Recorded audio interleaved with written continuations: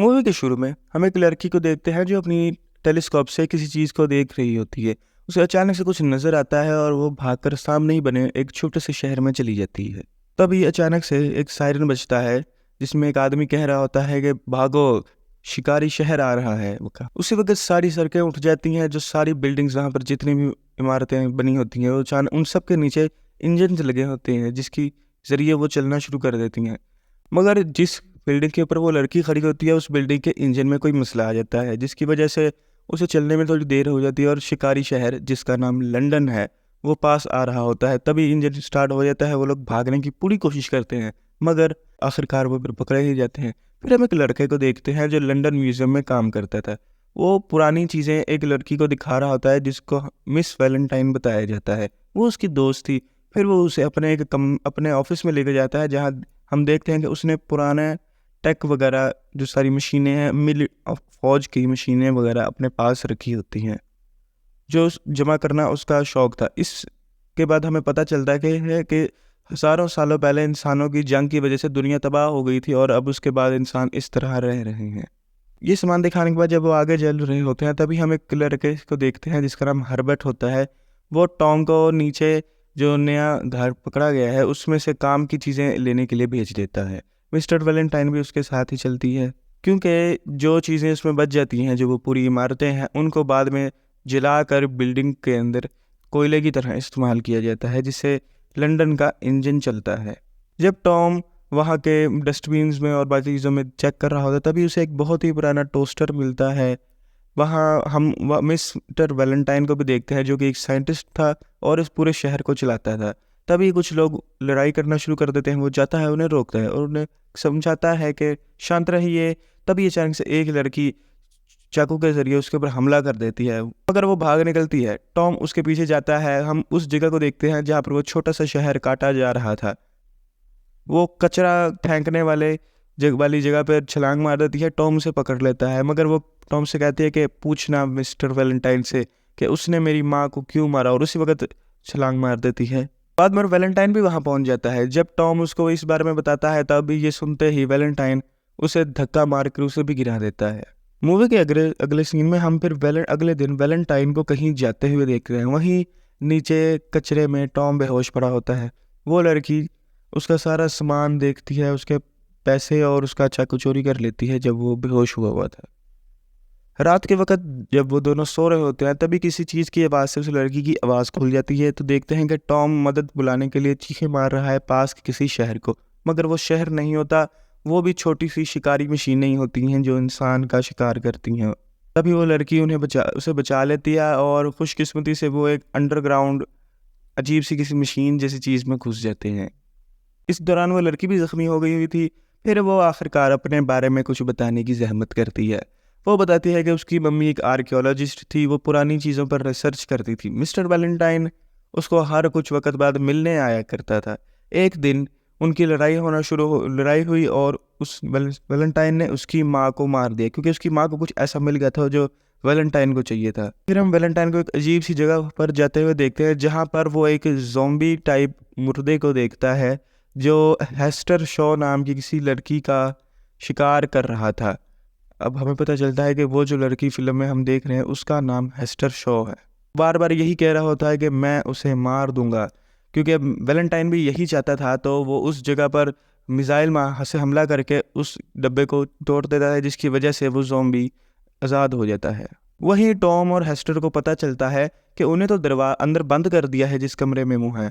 तभी वो वहाँ से भागने के लिए कोई तरकीब लगाते हैं। टॉम को वहाँ नीचे एक छोटा सा रास्ता मिल जाता है, वो उसे अपने चाकू के ज़रिए खोल लेता है। वो हेस्टर से कहता है कि चलो चलें, मगर हेस्टर की टांग काफ़ी ज़ख्मी हो गई होती है जिसकी वजह से वो नहीं जाती। वो उसको कहती है तुम चले जाओ, मगर टॉम नहीं जाता और वो भी वहीं रुक जाता है। फिर बाद में कुछ वक्त के बाद कुछ लोग आते हैं और उन्हें पकड़ कर ले जाते हैं। फिर वो एक अजीब सी मार्केट में जाते हैं जहाँ उनकी बोली लगाई जाती है, यानी वो लोग उनको बेचते हैं।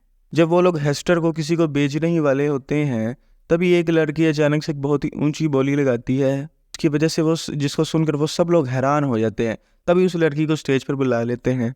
अब लेकिन जो दुकानदार होता है वो उसके 50 नहीं 50,000 सिक्के मांग रहा होता है क्योंकि ये जो लड़की है जो बोली लगा रही है ये असल में लंदन की एक दुश्मन है जिसके ऊपर 50,000 का इनाम है। फिर ये वो कहता है कि तुम मुझे ये कीमत दो, लेकिन फिर उनकी लड़ाई शुरू हो जाती है। फिर वो लोग भागकर जो एनी होती है उसके जहाज़ की तरफ जा रहे होते। एनी यही लड़की जिसने आकर इनको बचाया है। तभी पीछे से वो ज़ॉम्बी भी आ जाता है और तब वो बताती है कि हमें पता चलता है कि इस ज़ॉम्बी का नाम श्राइक है, और वो किसी ना किस तरह उससे बचते बचाते उसके प्लेन में पहुंच ही जाते हैं। फिर प्लेन में बैठे होते जब वो बात कर रहे होते हैं तो हमें पता चलता है कि हेस्टर को असल में उस ज़ॉम्बी ने ही पाल पोस कर बड़ा किया। टॉम कहता है क्या है, बस वो इस तरह के रिएक्शन होता है उसका, और वो बहुत गुस्सा हो जाती है और बाहर चली जाती है। फिर हेस्टर बताती है कि उसकी माँ के मरने के बाद श्राइक ने ही उसका ध्यान रखा है, लेकिन अपने तरीकों से। फिर दुखी रहने के उसे एक दिन श्राइक उससे कहता है कि मैं तुम्हें अपने जैसा बना लूंगा, कोई फीलिंग्स नहीं होंगी, तुम्हें दर्द नहीं होगा। फिर वो राजी हो जाती है, हो गई होती है, जिसपे वो राजी हो गई होती है। मगर जब लंदन उसके घर के पास से गुजरता है, वो बस वैलेंटाइन को मारना चाहती है। फिर हम देखते हैं कि जो टॉम का दोस्त था जो उसकी म्यूज़ियम में काम करता था, उसने वैलेंटाइन को सारी इन्फॉर्मेशन दे दी उस सारी टेक्नोलॉजी की जो टॉम ने इकट्ठी करके रखी हुई थी। फिर एनी के साथ वो लोग एक जगह पर चले जाते हैं जहां वो उससे पूछते हैं कि उसने तुम्हारी माँ को क्यों मारा और उससे क्या लेके गए। एनी कहती है मुझे नहीं पता, क्योंकि जब ये सब हुआ था वो बहुत छोटी थी।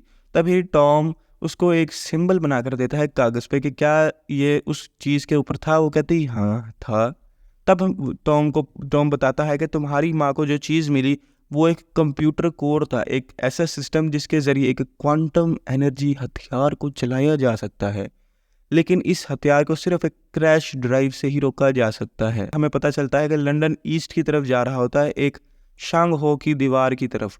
असल में ये एक ऐसा शहर था जिसके की हिफाजत के लिए बहुत ऊंची दीवार बनाई गई थी।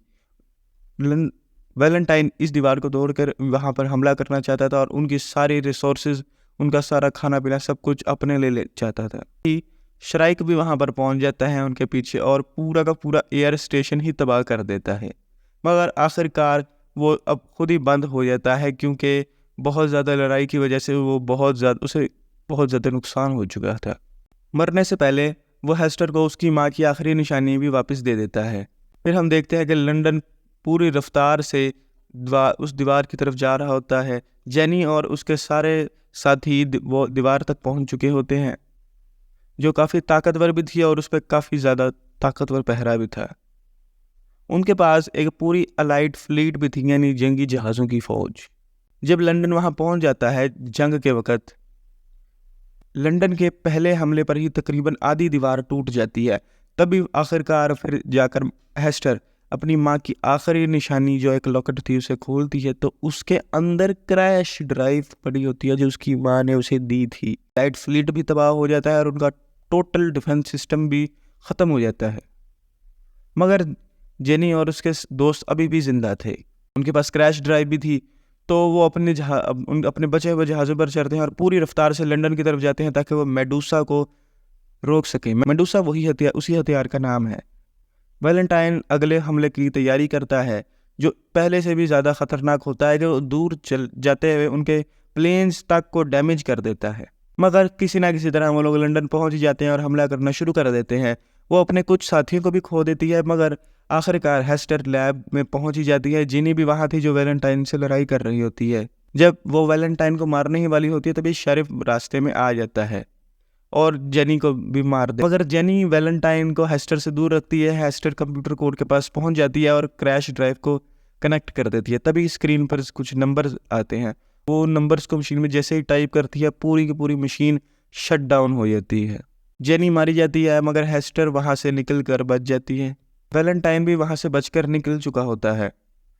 वो अपने आदमियों को कहता है कि कमांड सेंटर में मौजूद सबको मार दो, जिसकी वजह से लंदन फुल रफ्तार पर चलने की वजह से सीधा जाकर दीवार से उसकी टक्कर हो जाएगी, और ख़ुद वो जाकर एक जहाज़ में बैठ जाता है ताकि वो यहाँ से भाग सके। टॉम लंदन के अंदर घुसता है और इंजन पर एक मिसाइल मारकर उसे तबाह कर देता है।